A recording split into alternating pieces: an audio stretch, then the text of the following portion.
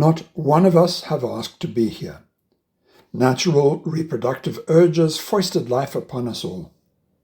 We had no say over any part of this process, so here we are, whether we like it or not. Yeah, I know that you may argue that some minuscule 21-gram non-physical part of me, if you wish, let's call it soul, had some foreordained grandiose plan and took upon itself this embodiment for some profound purpose, an ancient commitment to itself that is to me today obscure, unfathomable, and uncertain. I reached the 71-year-old milestone today. What a blessing. It comes with loads of curiosity, a little anxiety, and a lot of ambition. As a kid, I saw a 71-year-old as being old, incredibly old, ancient. That younger Tom fretted that his parents and grandparents would one day die. It was a gut-wrenching, sickening fear which he could not set aside.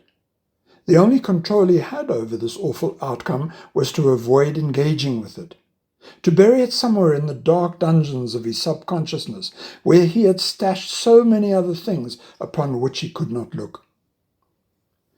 Purpose, according to evolution, is to act as a conduit between the hereditary material of our ancestors and having to pass this genetic blueprint onto our offspring. Young Tom failed his biological function by not having had any children. He fretted over this. He and his cousin Beresford were the last remaining Budgers on this branch of their family tree. Beresford produced 2 girls. Thomas produced no children. This part of the Budge ancestry now faces certain extinction, and the unspoken implication was that Thomas had failed not only himself, but also this part of the Budge lineage. Family knew what it wanted from him. More family, new growth on the established branches of an ancient tree. Society knew what it wanted from him. Compliance, integration, and a contribution towards the common cause. Economics knew what it wanted from him, money and productive effort. And religion knew what it wanted from him, devotion, unquestioning loyalty, and subservience.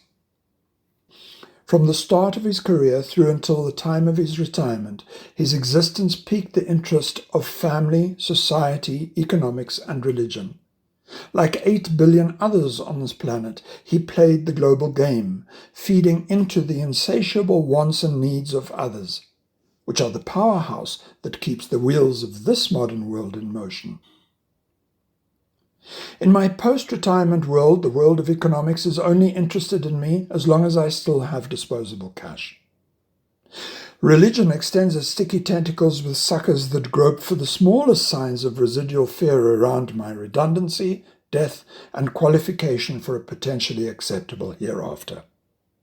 And as for society, and dare I add my family at large, the older I get, the greater the burden I potentially place upon them, and the faster their interest in me wanes. So here I am on the other end of the timeline. I have had no choice in how I got given life.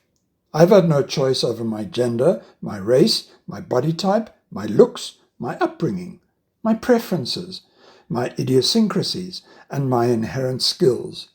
Yet here I am, whether I like it or not. On the other hand, how I got through life and achieved what I could has been entirely of my own doing. In the eyes of my biological family, society, and religion, I have failed dismally by having truncated my ancestral lineage, and by not having fitted the cast of conformity to which many believe I ought to have surrendered. The world of economics fast sees me as a growing liability, a drain on others' financial resources, should I ever outsurvive my own means. Conversely, in the eyes of many, I have succeeded admirably. Yet it is still an uncanny conundrum as to why one is often better known for one's failures than for one's successes. Now that I have hair growing out of my ears and nostrils, now that my eyebrows are like unruly children, My six-pack packed up and went, leaving my navel looking something akin to a whiskery, toothless grin.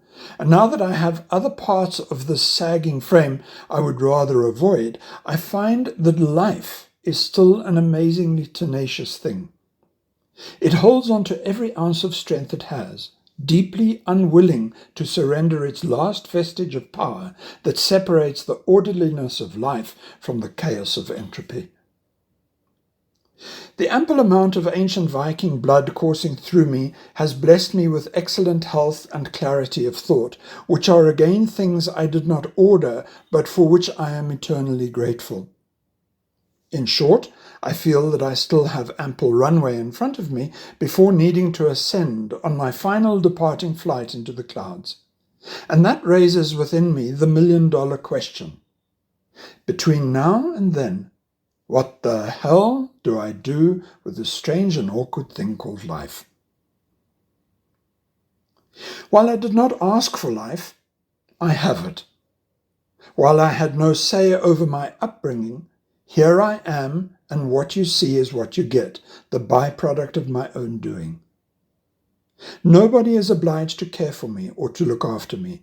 These are my responsibilities. In time, the world shall have forgotten me. My challenge to self is to stay relevant, to be self-sufficient, to always have something of me to offer to others, to live with grace, to learn to accept what is, to inspire and tutor protégés, to have a sense of humor. Yeah, always to have a sense of humor. As Wavy Gravy says, and yes, by the way, is a real person and you can look him up on the internet, as Wavy says, keep your sense of humor, my friend. If you don't have a sense of humor, it just isn't funny anymore. So to hell with unnecessary conformity. To hell with having to play the game for others' sake. I am now out to have some fun.